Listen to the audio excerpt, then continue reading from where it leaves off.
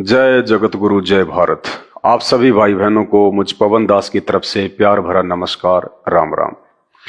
भाई और बहनों, एक बहुत बड़ी विडंबना है, विशेषकर हम हिंदुस्तानियों के साथ में। जब जब इस पृथ्वी पे परमात्मा आते हैं या परमात्मा अपने अंश अवतार सर्जित करते हैं या कोई महापुरुष आते हैं, उस समय हम उनको नहीं जान पाते, नहीं पहचान पाते। और वे महापुरुष पूरी कोशिश करते हैं अपने आप को सिद्ध करने की, लेकिन इसके बावजूद भी हम लोग उनको महत्व नहीं देते, उनको तवज्जो नहीं देते। और उनके जाने के बाद हम ही लोग जो उस समय उन्हें गालियां निकाला करते थे, उन्हें जूतों से मारा करते थे, उनके लिए हम अभद्र भाषा का प्रयोग किया करते थे, उनके जाने के बाद हम लोग उनके मंदिर बनाते हैं, उनकी मूर्तियां बनवाते हैं, उनके आगे हम दंडवत प्रणाम करते हैं। उन मूर्तियों के आगे जो उनके जाने के बाद बनाई जाती हैं, जो बेजान होती हैं, मुर्दा होती हैं, वो मूर्तियां ना सुन सकती, ना देख सकती, ना बोल सकती, ना चल सकती, ना हमारी बातें सुन सकती, ना हमें कोई समाधान बता सकती, बिल्कुल बेजान और मुर्दा। फिर उन मूर्तियों के आगे बैठकर अगरबत्ती धूप बत्ती करके, हाथ जोड़ के, नाक रगड़ रगड़ के हम उनसे पुत्र प्राप्ति की उम्मीद लगाते हैं, हम उनसे धन मांगते हैं, हम उनसे नौकरी मांगते हैं। ये विडंबना सदियों से चली आ रही है और इसी का खामियाजा आज हिंदुस्तान सबसे ज्यादा भुगत रहा है। और उस समय हम उनको क्यों नहीं जान पाते, क्यों नहीं पहचान पाते? सिर्फ एक ही कारण होता है, धर्मगुरु। वो धर्मगुरु जो शास्त्रों से अपरिचित होते हैं, वो धर्मगुरु धर्म ही जिनका धंधा होता है, वो धर्मगुरु यदि उस समय उन महापुरुषों की पहचान करने दें तो उनके रोजगार पे संकट आ जाता है। इसलिए वे लोग हमें भक्ति और भगवान से हमेशा दूर रखते हैं, भटका के रखते हैं, सिर्फ अपने स्वार्थ के लिए। और यही कारण है आज हम केवल भगवान का नाम जानते हैं, भगवान के गुणों से अपरिचित हैं। हमने सुन तो बहुत रखा है कि भगवान निर्धन को माया देता है, लेकिन इसी भारत देश में जहां सबसे ज्यादा भगवान है, जहां भगवानों की सबसे ज्यादा महिमा गाई जाती है, इसी देश की आबादी सबसे ज्यादा निर्धन है। कहते हैं भगवान बांझ को पुत्र देता है। बहुत सुना है, हमने पढ़ा है, लिखा हुआ है, सत्य भी है। लेकिन इसी देश में न जाने कितनी माता बहनें इन पाखंडी और नकली धर्मगुरुओं के चक्कर में पड़कर पुत्र प्राप्ति के लालच में अपना यौन शोषण तक करवा डालती हैं। कहते हैं भगवान अंधे को आंख देता है, लेकिन हमारे इसी देश में श्री राम भद्राचार्य जैसे धर्मगुरु जो अपने जीवन के अंतिम पड़ाव में हैं, लेकिन वो देखने के लिए तरस रहे हैं। कहते हैं भगवान असाध्य रोगों का इलाज कर देता है, असाध्य रोगों को ठीक कर देता है, लेकिन इसी देश के धर्मगुरु श्री प्रेमानंद जी और सदगुरु रितेश्वर दास जी, जो आज कैंसर जैसे असाध्य रोग से तकलीफ में हैं, महाकष्ट में हैं, कहते हैं भगवान मुर्दे को जिंदा कर देता है। लेकिन लोगों ने सुना है, आज तक किसी ने मुर्दे को जिंदा होते देखा नहीं है।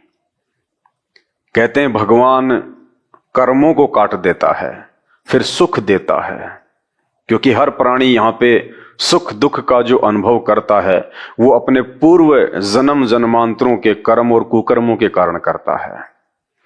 लेकिन दूसरी तरफ हम देखते हैं इतिहास उठाकर, स्वयं श्री रामचंद्र जी, जिनको दुनिया भगवान कहती है, विष्णु का अवतार कहती है, जब वे त्रेता युग में आए, 14 वर्ष का वनवास हुआ, उनकी पत्नी को रावण उठा ले गया और अपनी पत्नी को वापस लाने के लिए उन्होंने किष्किंधा के राजा सुग्रीव के साथ एक एग्रीमेंट किया कि मैं तुम्हें तुम्हारा राज्य वापस दिलवा दूंगा, बदले में तुम अपनी समस्त वानर सेना के साथ मेरी सहायता करोगे।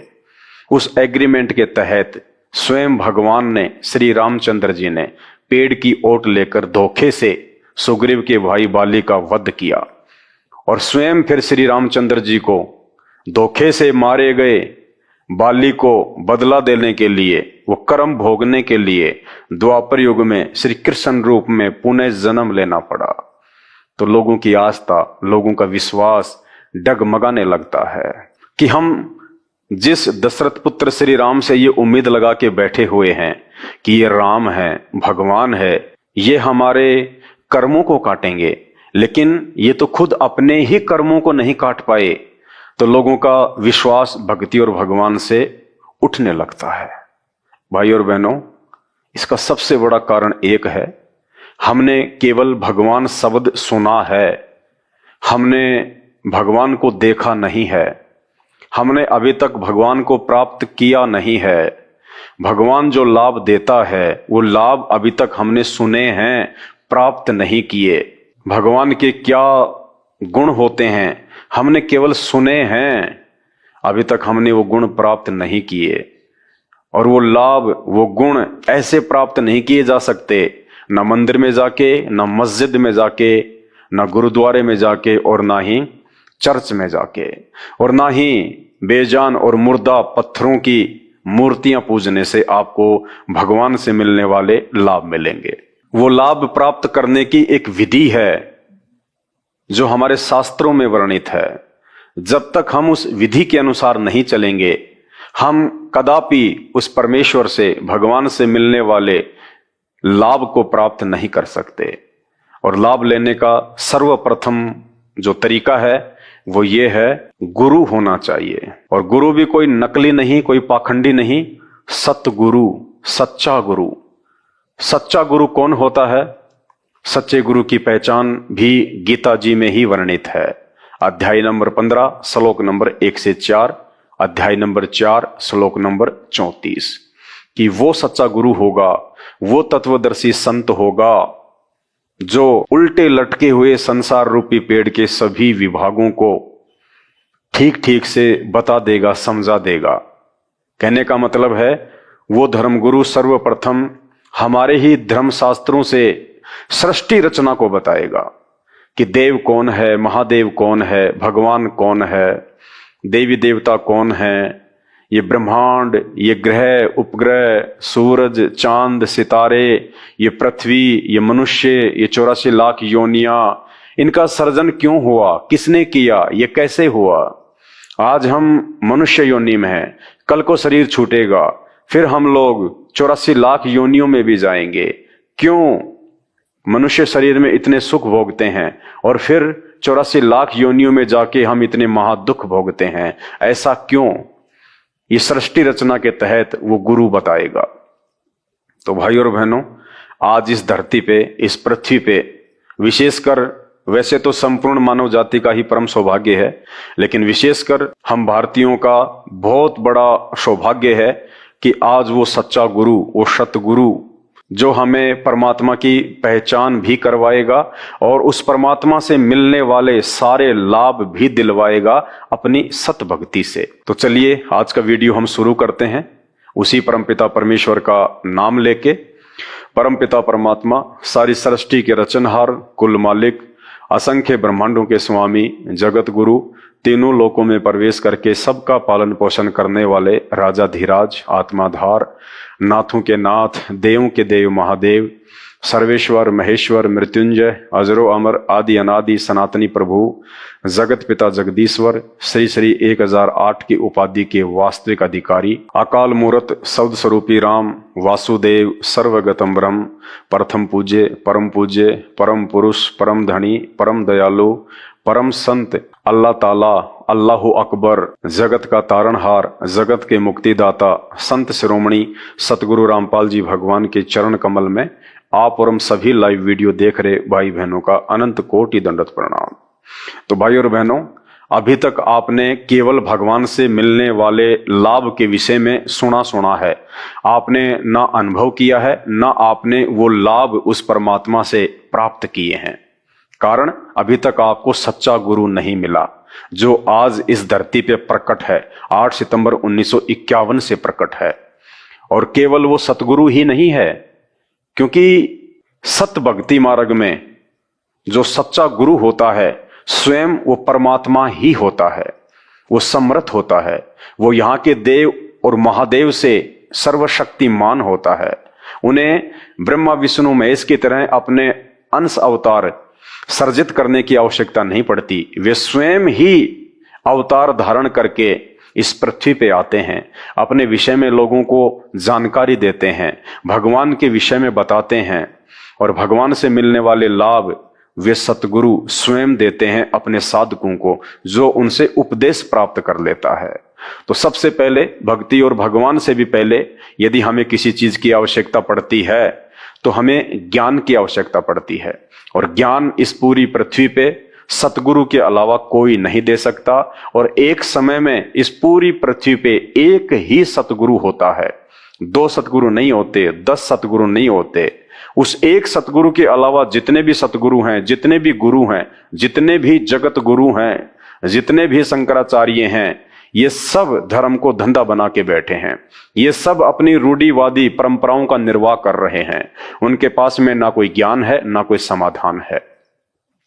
तो चलिए आज आपको रूबरू करवाते हैं स्वयं उस कबीर परमात्मा से, जो देवों का देव है, महादेव है, चारों वेद जिसकी महिमा गाते हैं। और वो परमात्मा जिस परमेश्वर के गुण आज तक हमने इन धर्मगुरुओं से सुने हैं, लेकिन हमने कभी वो प्राप्त नहीं किए, लेकिन वही परमात्मा आज सतगुरु के रूप में 8 सितंबर 1951 से संत रामपाल जी के रूप में धरती पे प्रकट होकर लाखों आत्माओं को वो अद्भुत अद्वितीय आध्यात्मिक लाभ दे रहे हैं, जिसकी कल्पना भी नहीं की जा सकती।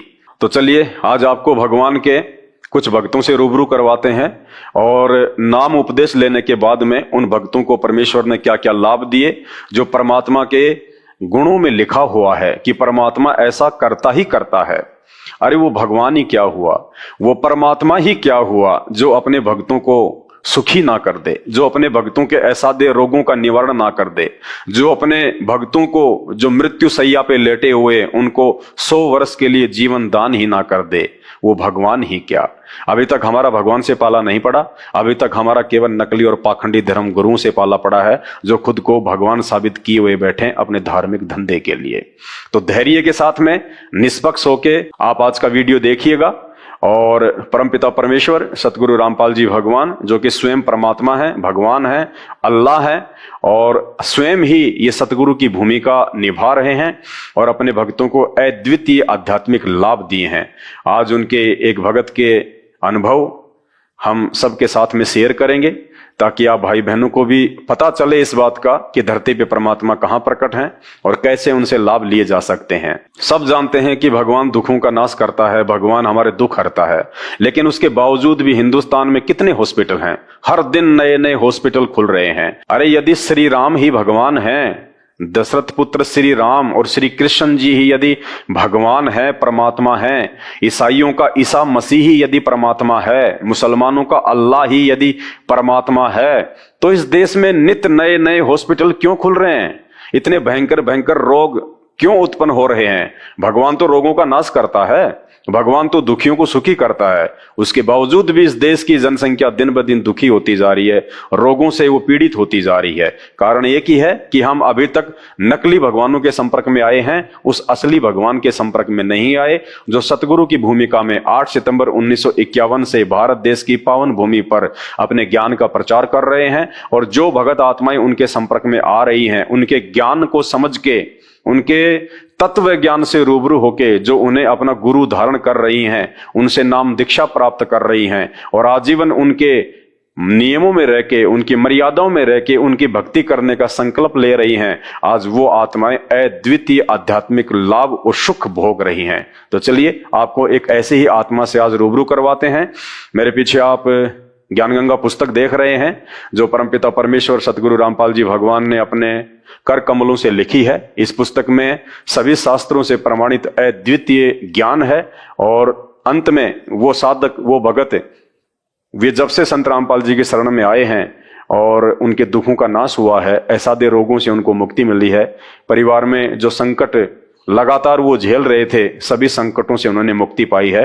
तो चलिए आज हम उनके अनुभव सभी के साथ में शेयर करते हैं। ये पवित्र पुस्तक है ज्ञानगंगा, संत रामपाल जी भगवान के कर कमलों से लिखी हुई है। इसका पेज नंबर है 264। और निष्पक्ष होके देखिए भाई और बहनों, ये पुस्तक कोई मार्केटिंग के लिए नहीं है, ये पुस्तक आपको मूर्ख बनाने के लिए नहीं है। संत रामपाल जी बाकी पाखंडी धर्मगुरुओं की तरह नहीं है जो जीवन यापन अपने भक्तों के दान पे करते हैं। वे सच्चे गुरु हैं, परमात्मा हैं, और हम सभी आत्माओं को इस काल के जाल से बाहर निकालने के लिए आए हैं। ये काल कौन है, शैतान कौन है, जिसकी गिरफ्त में यहाँ के ब्रह्मा विष्णु महेश 33 करोड़ देवी देवता, सभी मानव शरीरधारी प्राणी, हम सभी उसके अधीन हैं, हम सब उसकी गिरफ्त में हैं। कब तक? जब तक हम परमपिता परमेश्वर सच्चे गुरु सतगुरु रामपाल जी भगवान का ज्ञान समझ के उनसे नाम उपदेश प्राप्त नहीं कर लेते हैं, तब तक हम शैतान की हद में हैं, हम इस काल की हद में हैं। चाहे वो मुसलमान हो, चाहे हिंदू हो, चाहे सिख हो, चाहे वो ईसाई हो। तो हमने भगवान को पहचानना है। जब तक हम किसी के विचार नहीं सुनेंगे, जब तक हम किसी के अनुभव नहीं सुनेंगे, तब तक हमें उसके विषय में पता नहीं चल पाएगा। तो धैर्यपूर्वक सुनिए। आपको अच्छा लगे तो अच्छी बात है, आप YouTube पे जाके संत रामपाल जी के सत्संग सुनना शुरू कीजिएगा। और आपको लगता है कि ये भी बाकी धर्मगुरुओं की तरह पाखंड कर रहे हैं, दिखावा कर रहे हैं, लोगों को मूर्ख बना रहे हैं, पैसा कमाने का एक तरीका है, जैसा कि आम व्यक्ति की भाषा है ज्ञानहीनता के कारण, तो कोई पाबंदी नहीं है, कोई जबरदस्ती नहीं है।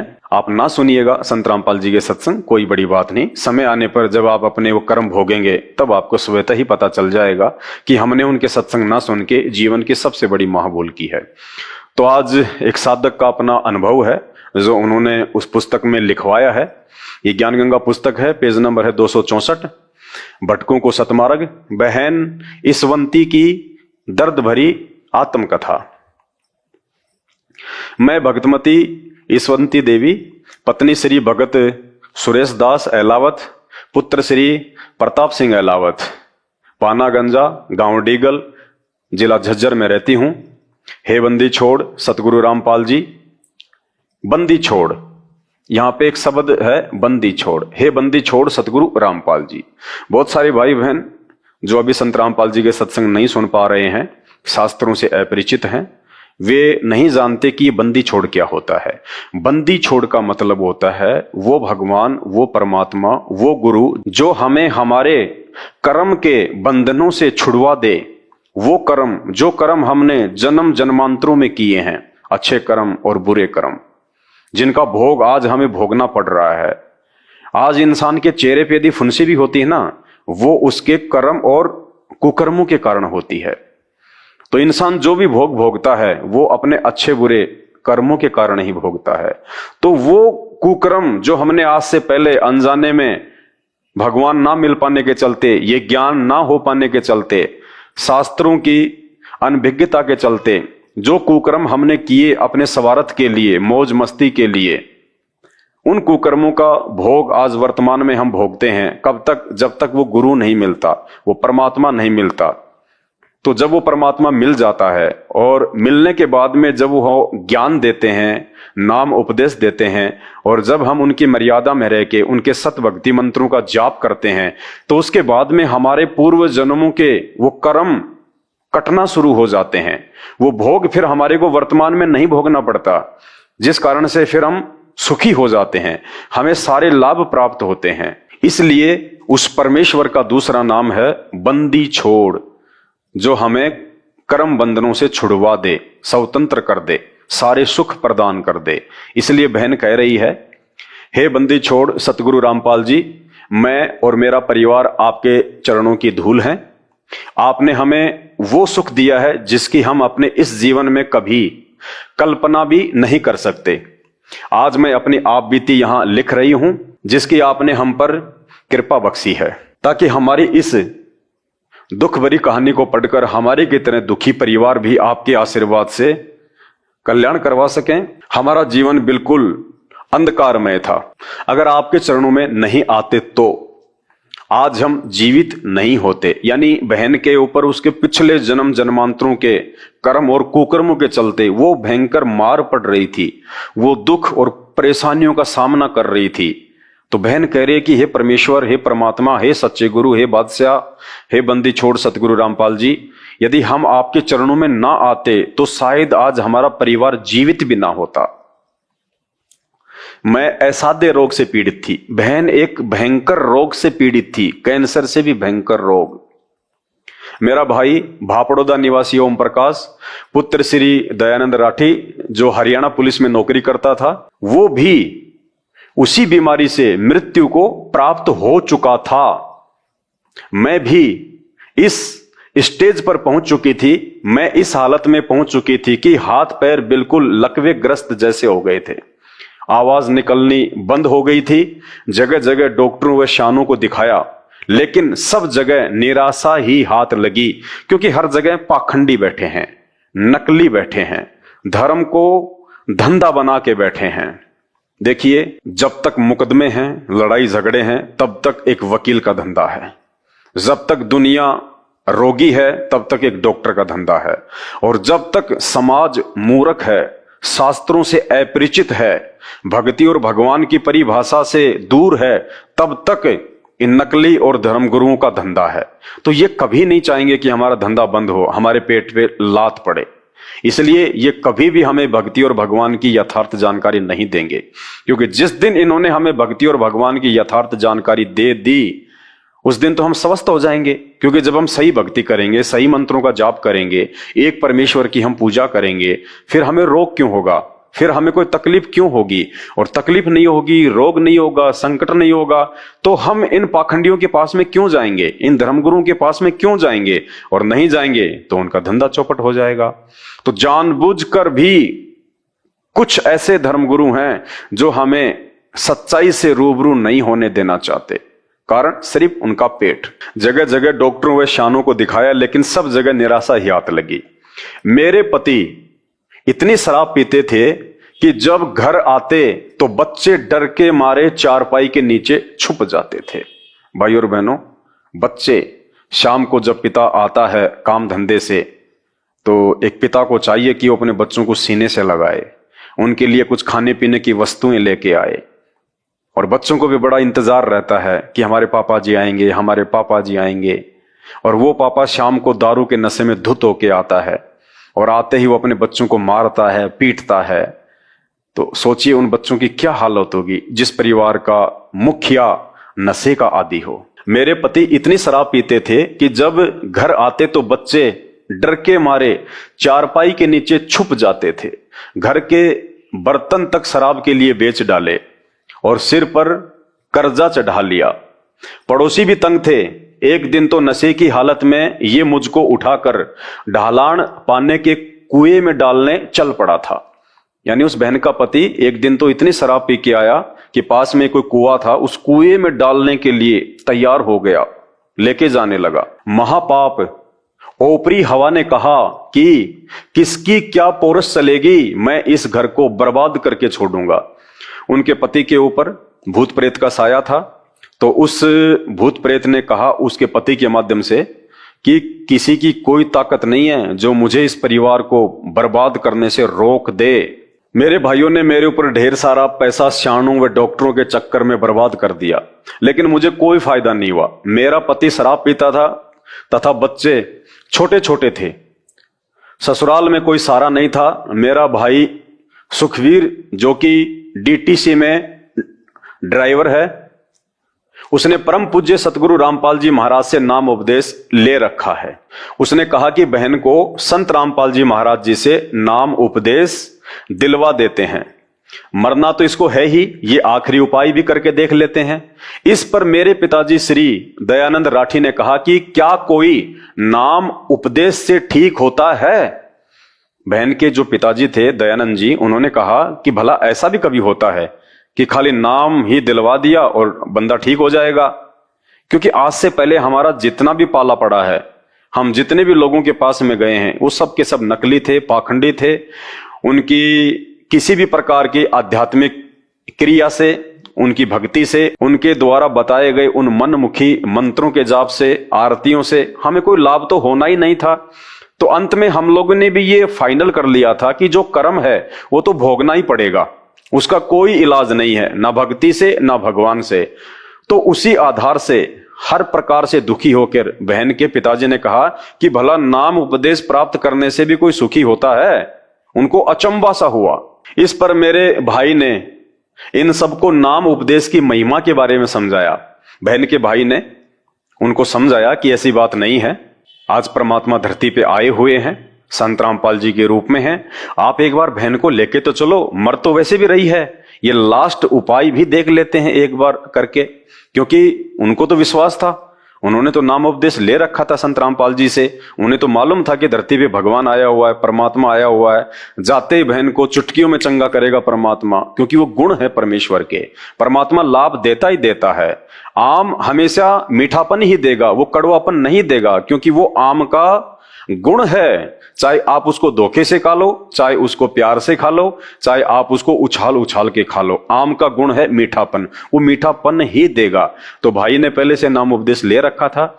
और बहुत सारे जो भगत, जो साधक थे, जो असाध्य रोगों से पीड़ित थे, भूत प्रेत की बाधाओं से जो पीड़ित थे, कैंसर से पीड़ित थे, महा दुखी थे, आर्थिक तंगी में थे, और जब उनको लाभ हुए संत रामपाल जी से उपदेश लेने के बाद में, और आश्रम में आके जब वो अपनी वो कथाएं भक्तों के साथ में शेयर किया करते थे, अपने वो अनुभव बीते दिनों की उन परेशानियों को साझा किया करते थे, तो भक्तों को आपस में विश्वास होता है। तो भाई ने बहुत सारे जो भगत थे उनके अनुभव सुने हुए थे, अपनी आंखों से भी उन्होंने देखा था ऐसे ऐसे असाध्य रोगियों को ठीक होते हुए, मात्र संत रामपाल जी के आशीर्वाद से। भक्ति तो बाद की बात है, भक्ति तो आदमी उस समय करेगा जब उसे कुछ थोड़ा बहुत लाभ प्राप्त होगा।